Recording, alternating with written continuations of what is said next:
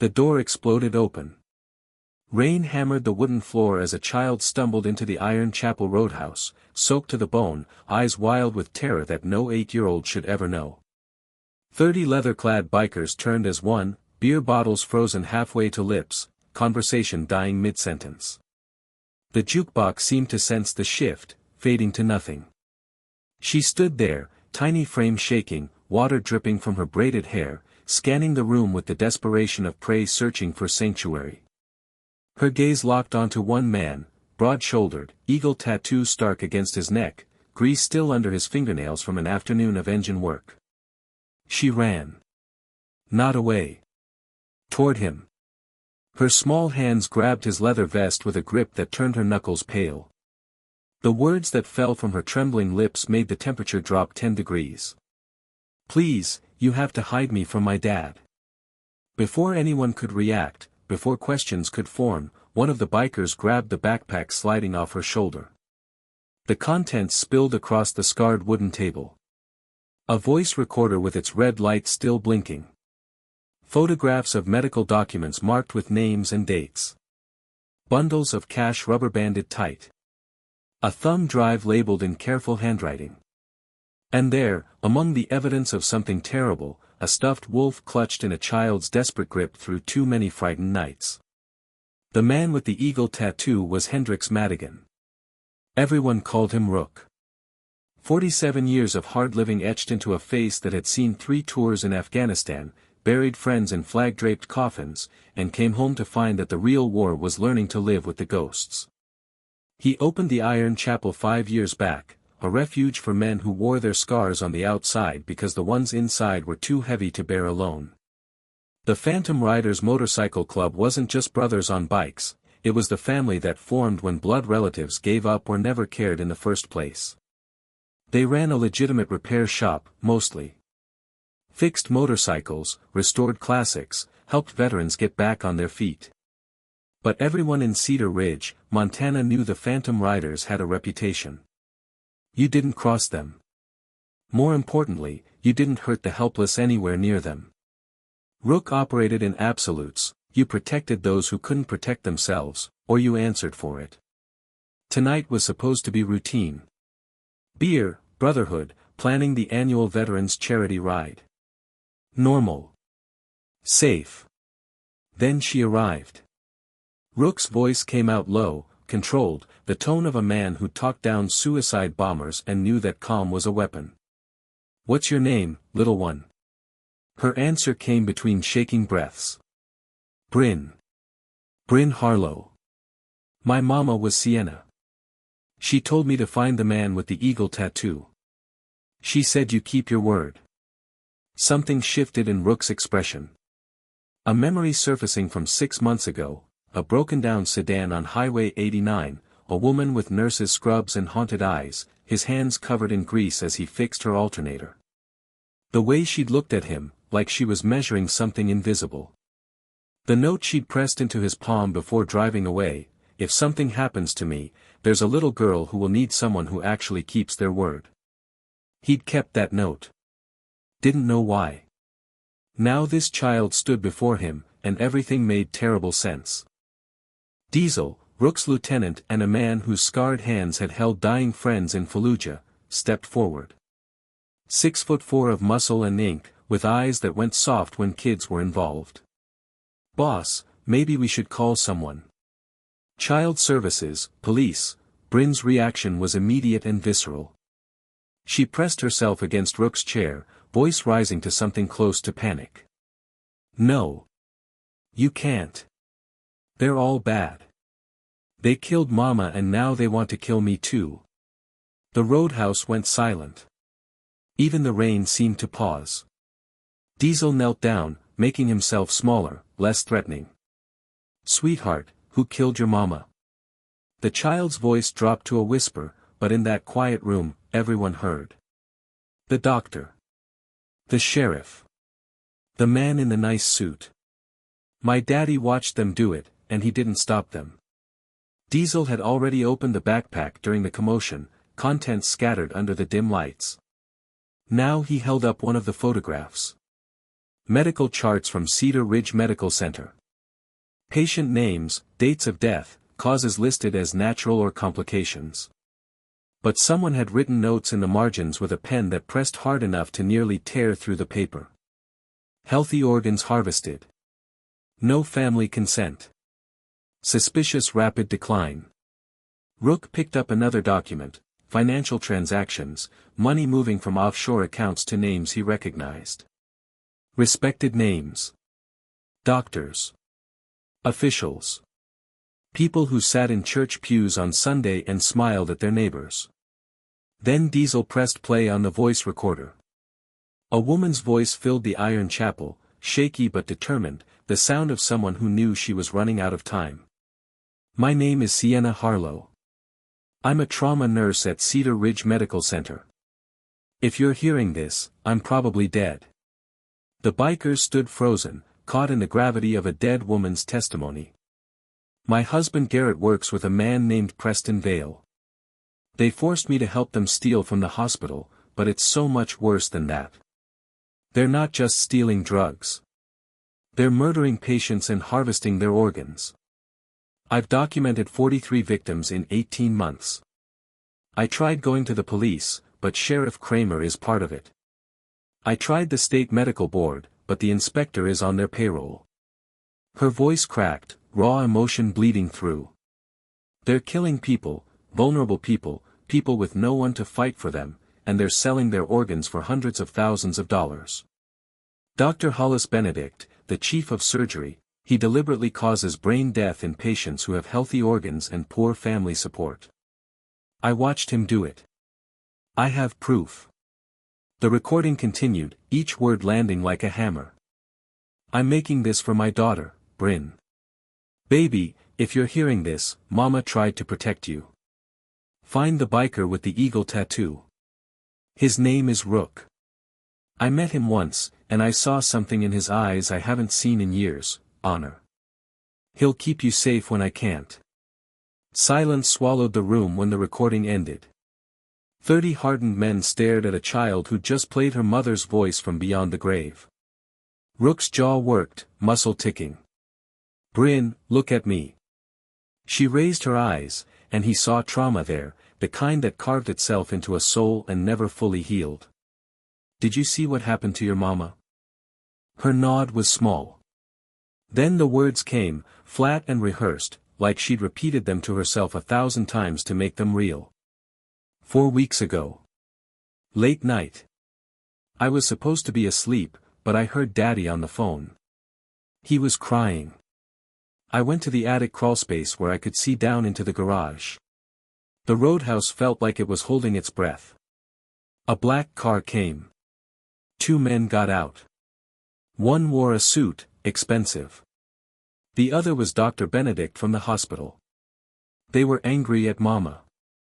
She was crying, begging them not to do it in front of me, but they didn't know I was watching. Bryn's hands twisted the stuffed wolf, wringing its neck.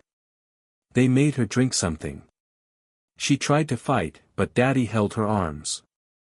Then she started shaking, and she fell down. Her body was moving weird, and then it stopped moving at all. Diesel's fists clenched so hard his knuckles went white.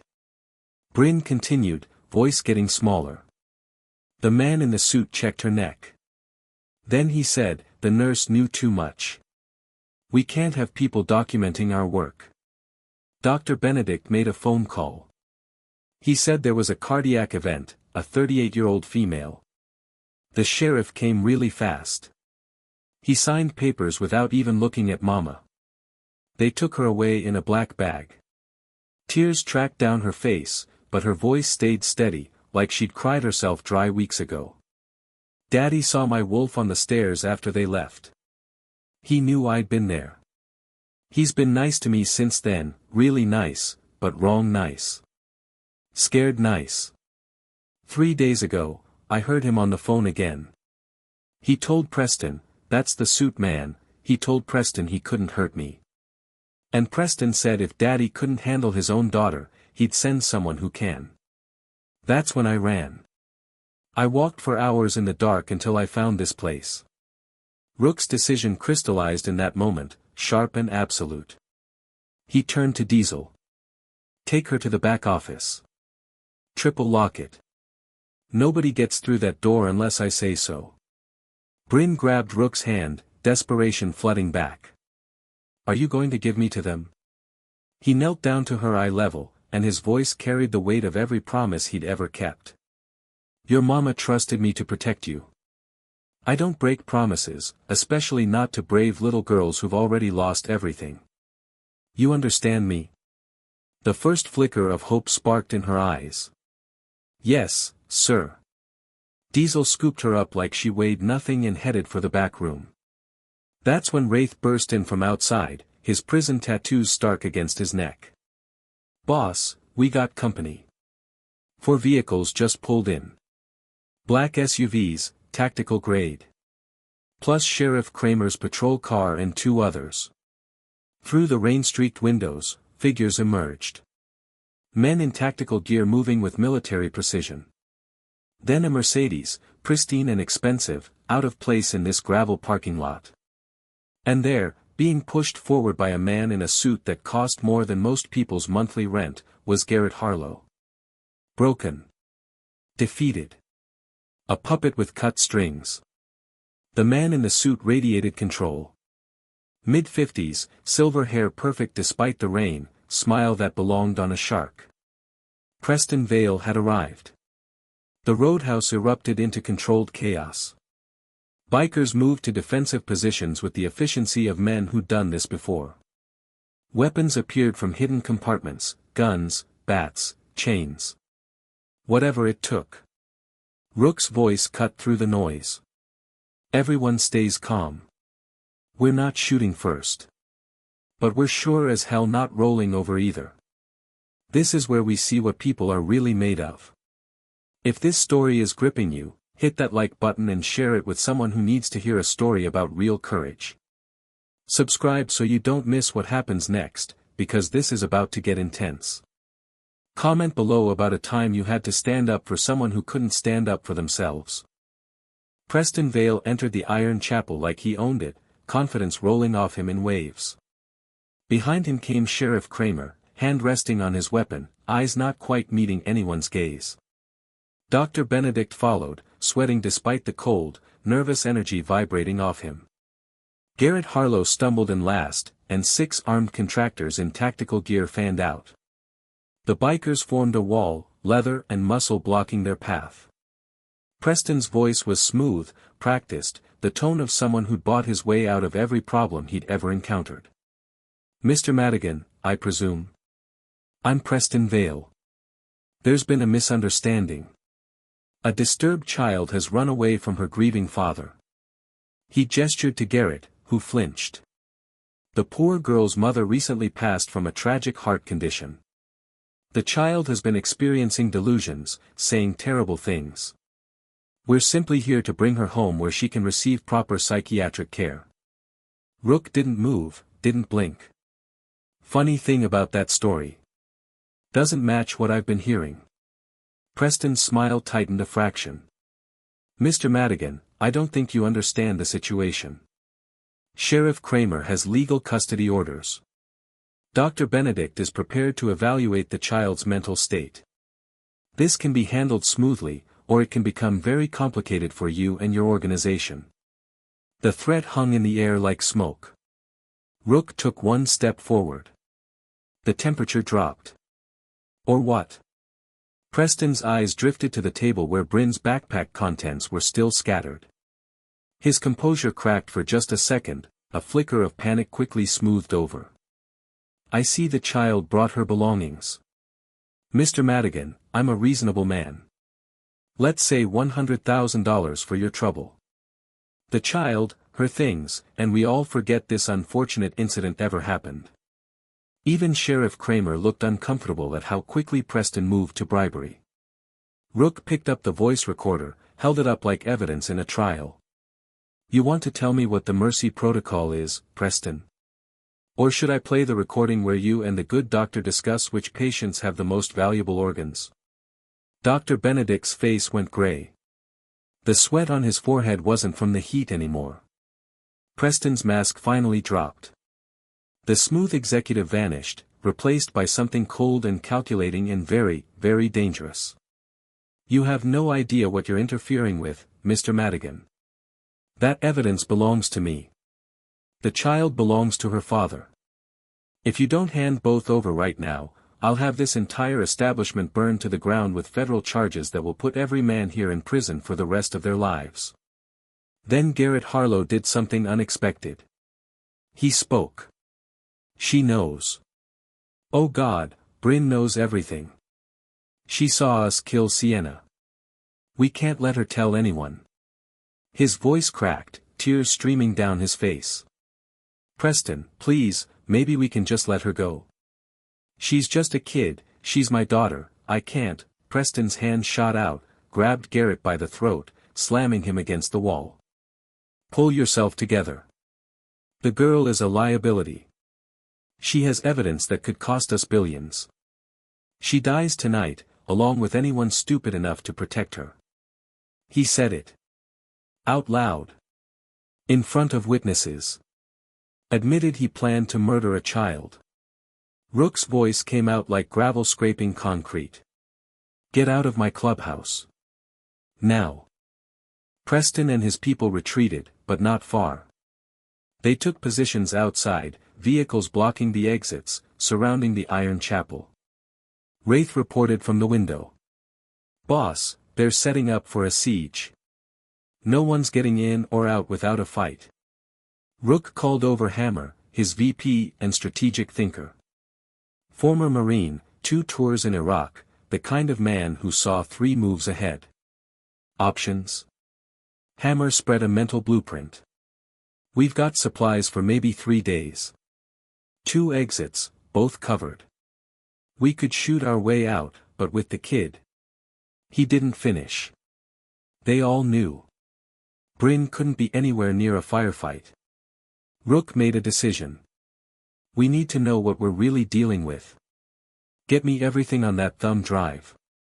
Pixel, the club's tech expert, scrawny, 28, former NSA contractor who'd found refuge with the Phantom Riders after whistleblowing ended his career, plugged the drive into his laptop. What appeared on the screen made him go pale. Boss, you need to see this. Spreadsheets filled with names, organ types, sale prices, buyer locations spanning 6 countries. Medical records showing falsified charts, natural deaths that were actually murders. Financial transactions, millions of dollars flowing from offshore accounts to shell companies owned by Preston, Dr. Benedict, and 12 other conspirators. Video files that Sienna had secretly captured. Security footage showing Dr. Benedict injecting a patient with something that caused brain death within minutes. Preston meeting with international organ brokers in a hospital parking garage, shaking hands over briefcases full of cash. Sheriff Kramer intimidating a family member who questioned their father's sudden death, threatening them into silence. But the worst discovery was a document titled Project Final Comfort, Phase 2 Targets. A hit list. 6 families, each with children who might know too much. The Drummond family. 10-year-old Kofi witnessed his grandmother's suspicious heart attack and told his teacher something was wrong. The Voss family, 6-year-old Amara heard her uncle screaming about them stealing his insides before he died. The Chen family, 12-year-old twins Damon and Elijah found medical bills for procedures their mother never received.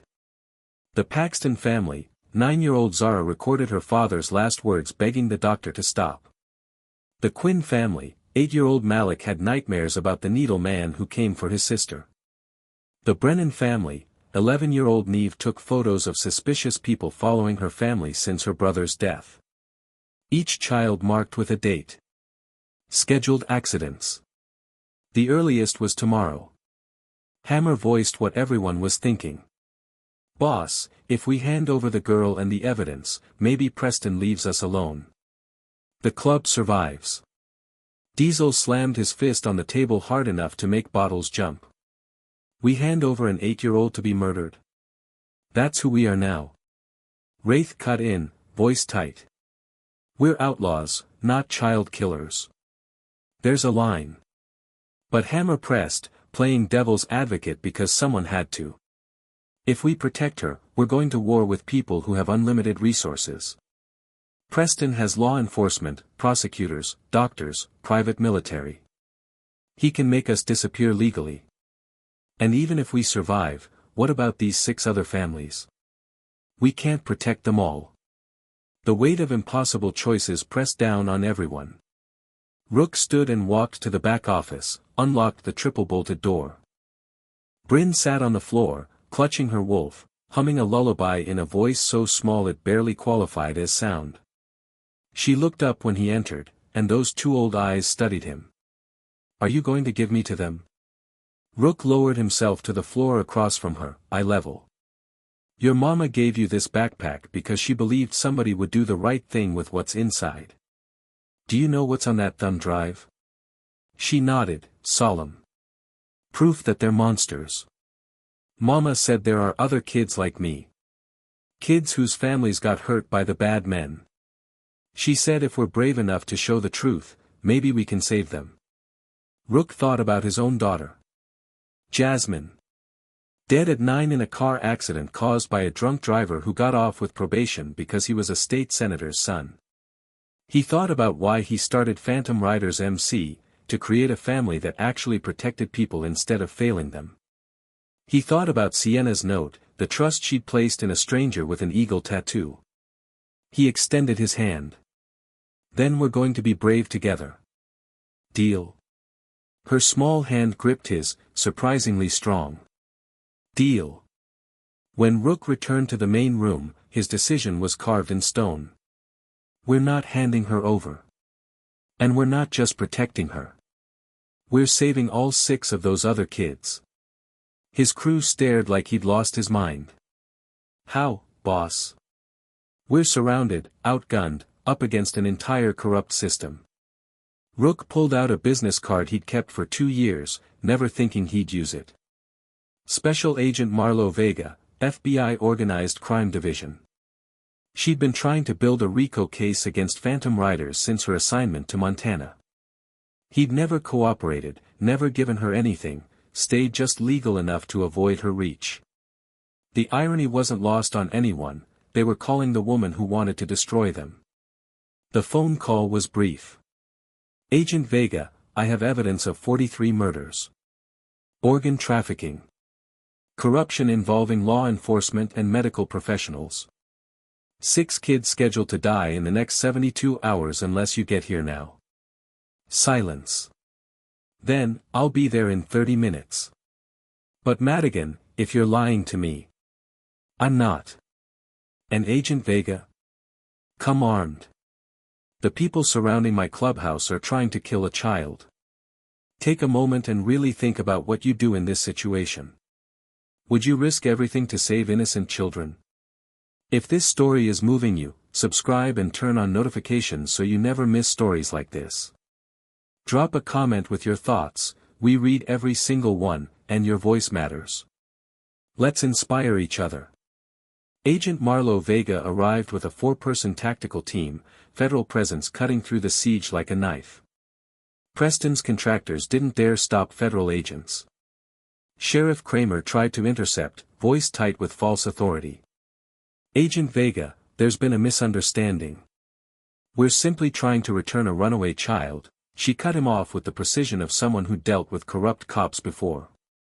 Sheriff, step aside before I add obstruction to whatever charges I'm currently considering. She entered the Iron Chapel, her team securing the perimeter. The sight that greeted her, bikers surrounding a child clutching evidence, painted a picture she hadn't expected. Rook spread the thumb drive contents across the table. For the next hour, Agent Vega reviewed everything. Recordings of Sienna's final testimony. Financial documents showing millions in organ sales. Medical files proving systematic murder.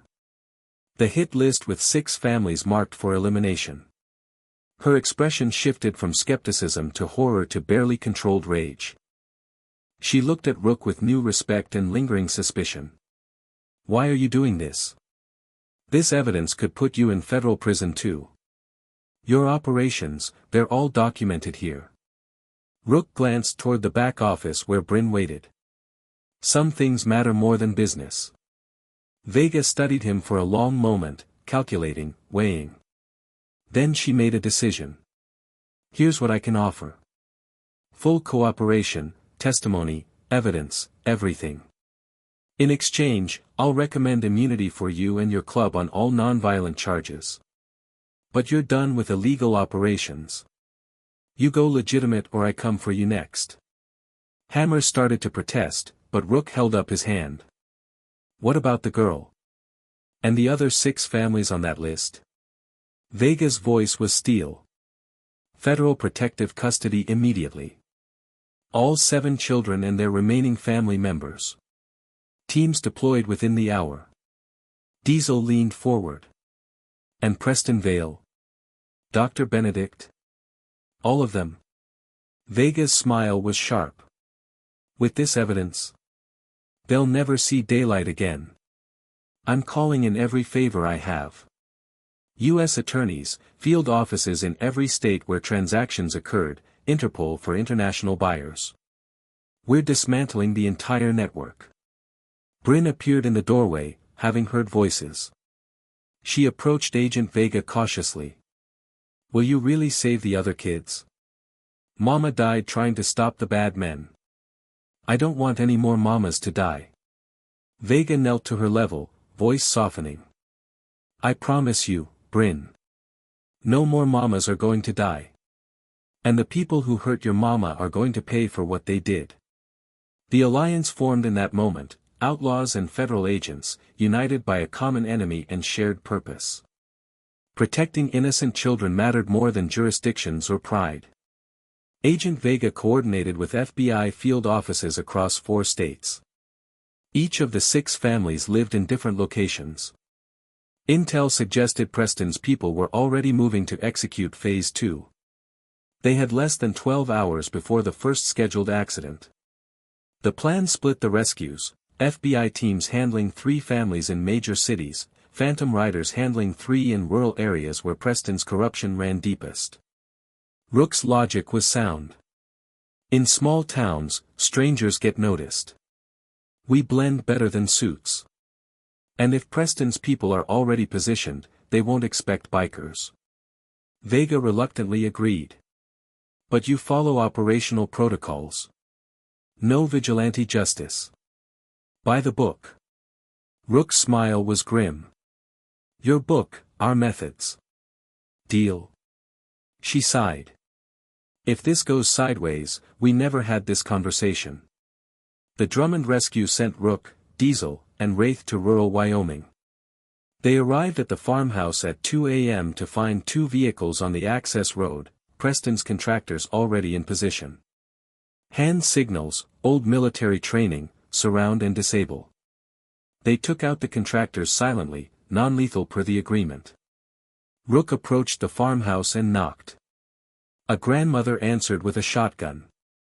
Get off my property. Rook raised his hands. Ma'am, your grandson witnessed something he shouldn't have. Men want to hurt him. We're here to get you both to safety. She didn't trust him until young Kofi appeared behind her. Grandma, I've seen them. In my nightmares. The men who gave Grandpa the shot that made him stop breathing. They're coming for me, aren't they? The raw fear in his voice broke her resistance. Within minutes, they were in the truck heading to the FBI's safe location. As they drove away, the farmhouse exploded, Preston's backup plan. Kofi would have been inside. The Voss twins' rescue in Seattle had Agent Vega leading personally. 12-year-old Damon and Elijah Chin stayed with their uncle following their mother's death. Intel suggested the hit would happen at school during recess, staged as an accident. Vega positioned teams around the perimeter. 2 maintenance workers arrived with equipment, exactly as predicted. FBI moved in, arrested them smoothly. But the real threat came from inside. The school nurse was on Preston's payroll, preparing syringes of insulin for non-diabetic children. Fatal hypoglycemia that would look natural. Vega burst into the nurse's office just as she called the twins in for mandatory vaccinations. She showed them a photo of Sienna. Do you recognize this woman? Damon, the more talkative twin, nodded. That's the lady from the recording. The one trying to stop the people who hurt our mom. Vega's voice was gentle. She was. And now we're finishing what she started. The Brennan rescue went wrong. Hammer, Pixel, and 4 others arrived to find the house already burning. Neve's foster parents unconscious on the lawn, drugged. Preston's contractors had 11-year-old Neve and were loading her into a vehicle. Hammer made a split-second decision, full assault. Bikes roared into the driveway, scattering contractors. Pixel hacked the vehicle's locks, doors popped. Neve ran, Hammer caught her. But Preston's people didn't retreat, they opened fire. A firefight erupted, violating every agreement with Vega. Torch, one of the members, took a bullet to the shoulder protecting Neve. They escaped, barely. Neve was crying, traumatized by the violence. Hammer knelt beside her, former Marine who'd seen too much war. Hey, kid. Look at me. What's your name? And Neve. Neve, that man who got shot. He chose to step in front of that bullet for you. Know why? Because protecting kids like you is the only thing that matters. You're safe now. I promise. All 6 families secured in FBI protective custody. The operation succeeded, but Preston and his core team vanished. They knew the raids were coming, someone tipped them off. Agent Vega ran traces, searching for the leak. Back at the Iron Chapel, something felt wrong. Diesel noticed Colt Weaver, the club prospect, making a phone call in the alley. He reported to Rook. They confronted him. Colt broke immediately, tears streaming. They have my sister. Preston's people supply her drugs. He said if I didn't keep him informed, they'd give her a hot shot. She'd be dead by morning. I didn't have a choice. Rook's voice was ice. There's always a choice. You chose your sister over 7 dead children. Colt sobbed. I didn't know about the kids. When I realized what was really happening, I tried to stop, but Preston threatened. He stopped because Bryn walked into the room. She looked at Colt with those old eyes. You told them where I was. You're why they knew to come here. Colt couldn't meet her gaze. Because of Colt's information, Preston knew exactly where each family had been taken. He knew the FBI's transportation schedule, when they'd move families to permanent witness protection. He launched a coordinated counterattack. 3 convoys ambushed simultaneously. FBI agents outnumbered, outgunned, Preston hired mercenaries, professional killers who didn't care about badges. Agent Vega's radio exploded with panicked calls. Convoy Alpha under attack. Convoy Bravo taking fire. We need backup at Convoy Charlie. The situation deteriorated fast. Preston's endgame became clear: if he couldn't silence witnesses, he'd kill them and destroy evidence in a way that looked like a failed FBI operation. Rook realized playing by rules wouldn't save these kids. Preston didn't care about laws or consequences, he was scorched earth. The only way to stop him was to fight on his level. Agent Vega, your convoys are getting slaughtered. Call them back. Bring all 7 families here. She stared. To your clubhouse. That's not secure. Rook's voice was hard. It's more secure than convoys under ambush. We know this territory. We have weapons. We have people willing to die to protect these kids. And Preston won't expect it. Vega hesitated, protocol warring with reality. If I do this, I'm violating every rule in the book. Rook's response was simple. You want to save these kids or fill out paperwork? Choose. She chose the kids. Within an hour, all 7 families sheltered inside the Iron Chapel. Rook's entire MC on site, 30 bikers, armed and ready. FBI agents set defensive positions. They were turning the clubhouse into a fortress. Because they all knew Preston was coming. He arrived with overwhelming force. 20 mercenaries, tactical gear, heavy weapons. He was done playing games, everyone inside needed to be dead, evidence destroyed. He was also desperate. If even one family testified, his empire collapsed. The battle began at dusk. First wave, suppressing fire, probing defenses. Rook's bikers returned fire from fortified positions. FBI agents coordinated with them, strange bedfellows proving effective. Inside the clubhouse, 7 children huddled in the reinforced back room. Bryn became their anchor, the oldest, the one who'd survived this before. She told them stories her mother used to tell, keeping them calm while chaos erupted outside. The frontal assault was a diversion. Preston sent a team through old delivery tunnels beneath the clubhouse. Colt had told him about them. They emerged inside, behind defensive lines. Close quarters combat erupted. Diesel fought hand-to-hand with a mercenary, protecting the door to the children's room. Wraith took a knife wound but kept fighting. Agent Vega shot 2 infiltrators but got pinned down. Preston himself entered, gun drawn, heading straight for the children. He'd given up on subtlety, he'd kill them all himself if necessary. He reached the door. Rook was the only one standing between him and the kids. Preston aimed his weapon. "This is over, Madigan. Step aside. Those children have something that belongs to me." Rook, bleeding from a shoulder wound, didn't move. "They're not things, Preston. They're kids. Their only crime was having parents who saw what you really are." Preston's voice was cold. "Their parents were liabilities. Just like they are. Just like you are. In my world, liabilities get eliminated." Behind the door, children heard everything.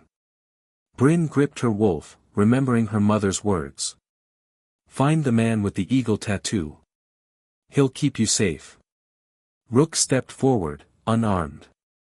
"Then eliminate me. But you're not touching these kids." Preston's finger tightened on the trigger. The gunshot echoed. But Preston fell. Agent Vega, across the room, smoking gun in hand. "FBI. You're under arrest for 43 counts of murder." Preston, bleeding but alive, laughed bitterly. "You'll never make it stick. I have judges, prosecutors, politicians in my pocket. I'll walk." Vega knelt beside him. "Not this time. Every conversation, every transaction, every murder, it's all recorded. You're done." 6 months later, a courtroom packed with families of 43 victims watched Preston Vale's sentenced to life without parole. Dr. Benedict got 35 years. Sheriff Kramer 25. Prosecutor Fiona Hartwell 20. 17 others received sentences ranging from 15 years to life. The organ trafficking network dismantled across 6 countries. In the front row sat 7 children, survivors of Project Final Comfort. Each found new homes. Bryn was adopted by Agent Marlo Vega, who discovered protecting children was her true calling. Kofi Drummond went to live with his grandmother in a safer town. The Chin twins joined their maternal aunt, a teacher who never stopped fighting for justice. Little Zara Paxton found a trauma-specialized foster family. Malik Quinn was adopted by one of the FBI agents who rescued him. Neve Brennan stayed in contact with Hammer, who became her unofficial mentor. All 7 received therapy, education, and chances at normal lives. Phantom Riders MC fulfilled its agreement with Agent Vega.